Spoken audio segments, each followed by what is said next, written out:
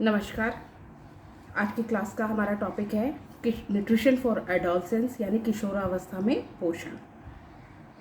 किशोरावस्था जो होती है 13 से 18 वर्ष की अवस्था को कहते हैं।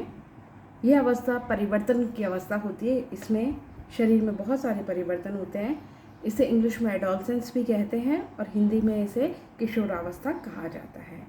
और इस स्टेज को परिपक्वता की ओर बढ़ना भी कहा जाता है। किशोरावस्था के अंदर शरीर के अंदर शारीरिक, मानसिक, सामाजिक विकास होता है। वृद्धि की अवस्था होती है।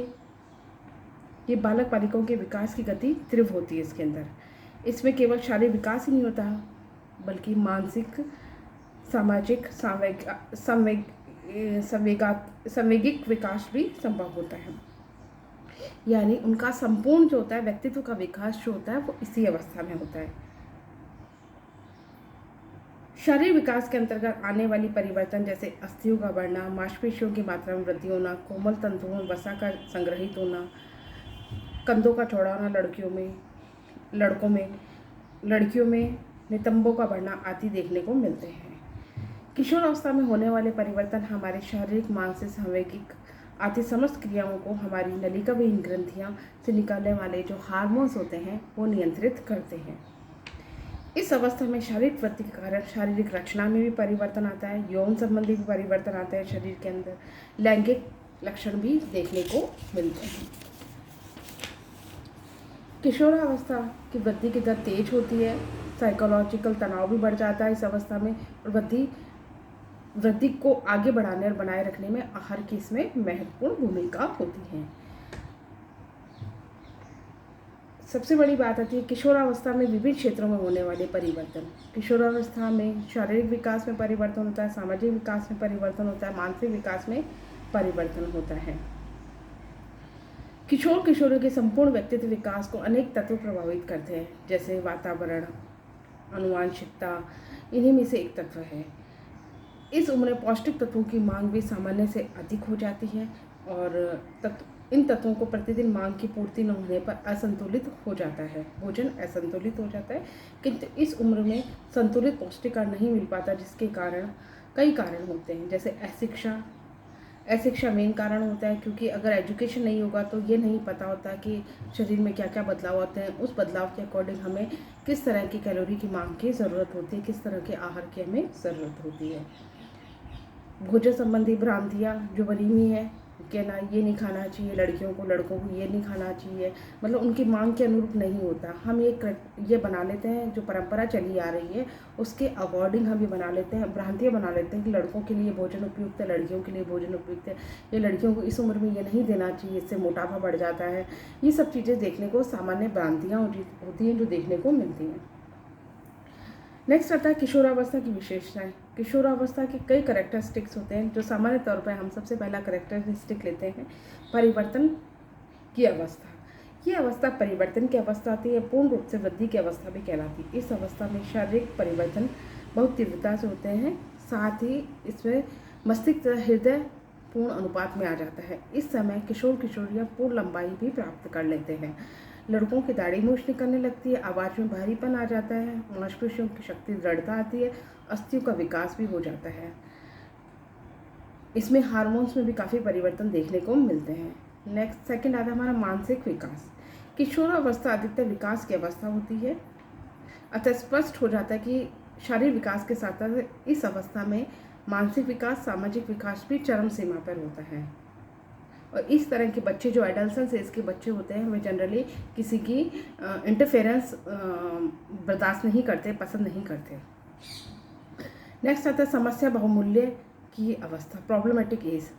इस अवस्था में किशोर अपनी समस्याओं को अपने तक ही सीमित रखते हैं, दूसरों को नहीं बताते। यही कारण होता है कि उनकी समस्या बहुत अधिक हो जाती है, उनकी समस्या इतनी अधिक जटिल हो जाती हैं। इस अवस्था में यौन परिवर्तन बहुत होते हैं और हार्मोन परिवर्तन भी बहुत ज़्यादा होते हैं, लैंगिक उत्तेजनाएं भी हो जाती हैं।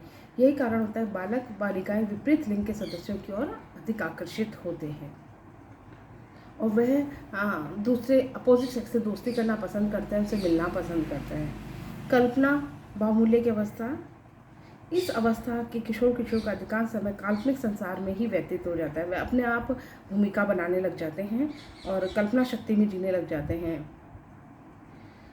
नेक्स्ट आता है संवेगिक अस्थिरता, इमोशनल इनस्टेबिलिटी। इस स्टेज के बच्चे जो होते हैं वे किशोर किशोर अत्यधिक भावनात्मक पाए जाने के कारण उनमें संवेगात्मक अस्थिरता भी पाई जाती है।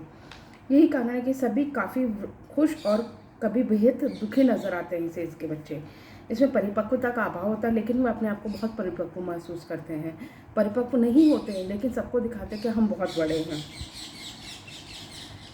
नेक्स्ट आता है कामुकता का जागरण। इस समय शरीर में काफ़ी सारे चेंजेस आते हैं, यौन के चेंजेस भी आ जाते हैं, सेंस ऑर्गन्स में चेंजेस आते हैं, सेक्स डिज़ायर बढ़ जाती है, तो बच्चे दूसरे सेक्स के प्रति अधिक आकर्षित होते हैं। इस समय बच्चों पर ध्यान देने की ज़रूरत बहुत ज़्यादा होती है। पेरेंट्स को चाहिए कि बच्चों की हर बात को सुने, उसे समझें और उनके इमोशंस को अच्छे से समझें। प्रौढ़ जीवन की तैयारी की और प्रिपरेशन और मैच्योरिटी की तरफ जाते हैं और किशोरावस्था के बाद मैच्योरिटी की तरफ जाते हैं, तो इस समय किशोर किशोरियों के शारीरिक मानसिक विकास तीव्र गति से होता है और क्रियाकलाप पहले से अधिक परिपक्व हो जाते हैं और वह अपने डिसीजन खुद लेने लग जाते हैं। नेक्स्ट आता है परेशानी और तनाव की अवस्था। यह है स्टेज जो स्ट्रेस एंड स्ट्रॉम की अवस्था होती है। इस स्टेज को हम परेशानी और तनाव की अवस्था भी कहते हैं, क्योंकि इस समय के बच्चे जो होते हैं वे तनाव में भी जल्दी आते हैं और खुशी भी जल्दी होते हैं, लेकिन वो अपनी जो परेशानियाँ होती हैं वो किसी से शेयर नहीं करते, उसका सॉल्यूशन खुद ही निकालने की कोशिश करते हैं। लेकिन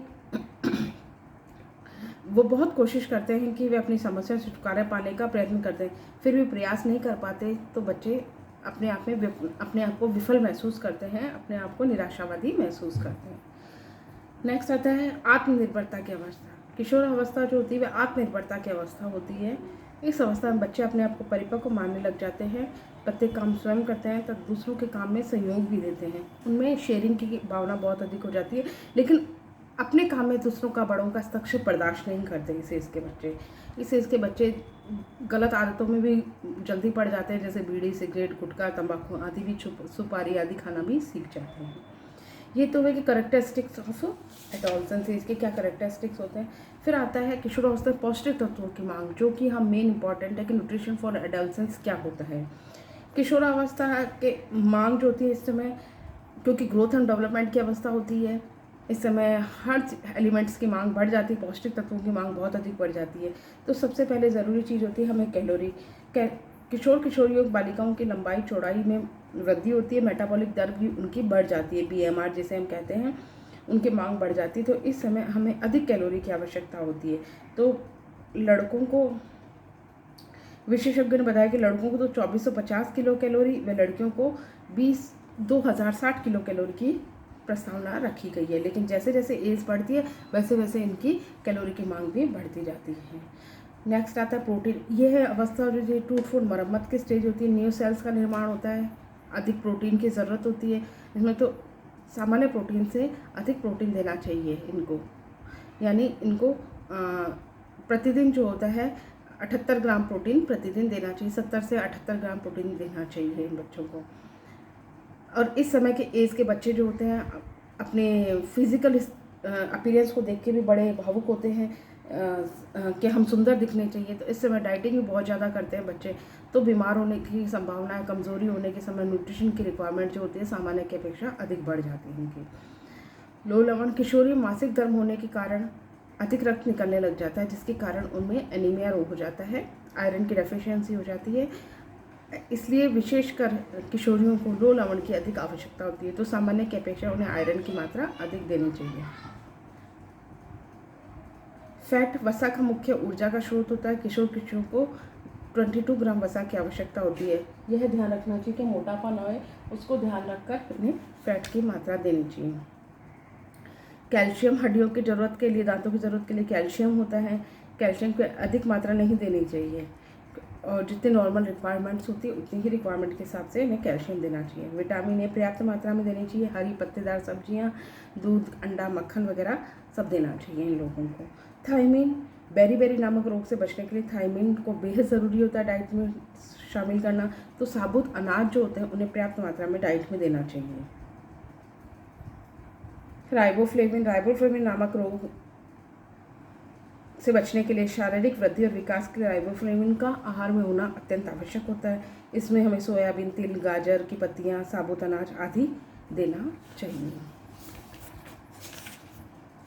नाइसिन, आहार में नाइसिन की डेफिशिएंसी जनरली पेलेग्रा नामक रोग हो जाता है, तो नाइसिन हमें पर्याप्त मात्रा में देना चाहिए, क्योंकि नाइसिन की कमी से पाचन संबंधी विकार या मानसिक विकार भी उत्पन्न हो जाते हैं।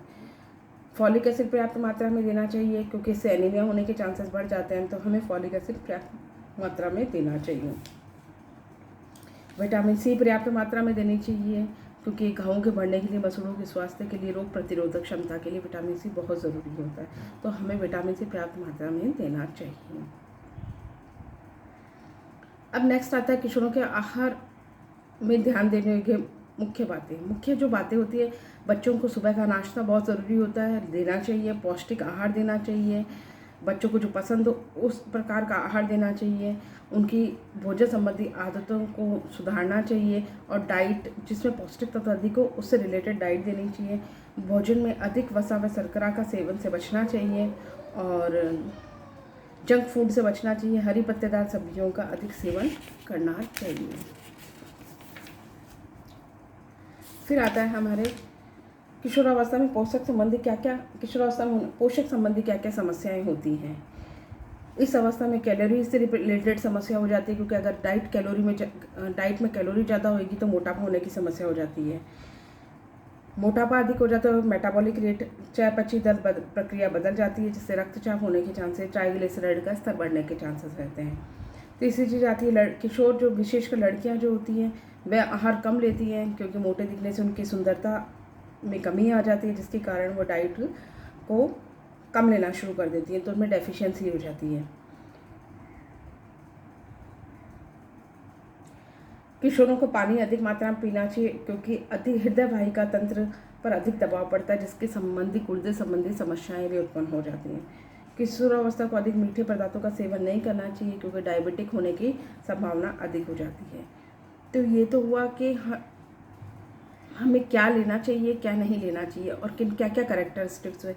तो सबसे पहले न्यूट्रिशन, एडोलसेंस होता क्या है, एडोलसेंस के क्या कैरेक्टरिस्टिक्स होते हैं, एडोलसेंस में कैसा आहार हमें लेना चाहिए और एडोलसेंस विशेषकर पोषक तत्वों की क्या समस्या होती है और एडोलसेंस की जो पौष्टिक तत्वों की मांग क्या होती है, एडोलसेंस की स्टेज के अंदर ध्यान देने योग्य बातें कौन सी होती हैं। तो आज हमारा ये एडोलसेंस का टॉपिक ख़त्म होता है। धन्यवाद।